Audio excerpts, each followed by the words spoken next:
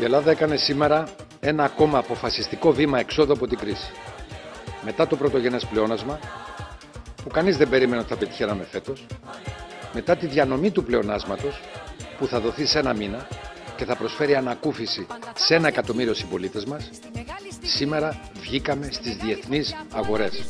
Ο πιο σπουδαίος πρωθυπουργός που πέρασε από την Ελλάδα, ο άνθρωπος που αντιστάθηκε, ο άνθρωπος που εξύψωσε το ηθικό των Ελλήνων, ο άνθρωπος που παραμέρισε την Τρόικα, ο άνθρωπος που έδωσε όραμα στους πολίτες, μας βγάζει τώρα από το μνημόνιο και μας βάζει στις αγορές.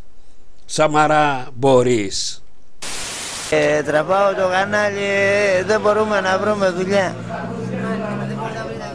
Είστε άνεργος τώρα? Άνεργος είμαι και εντωμεταξύ, δηλαδή τρελαίνομαι άμα δεν μπορώ να ανταποκριθώ στα παιδιά μου. Εντωμεταξύ μας βγαίνει ένας Μητροπολίτης εχθές στην τηλεόραση και εντάξει να πούμε, λέει οι παπάδες έχουν τα πιο πολλά παιδιά.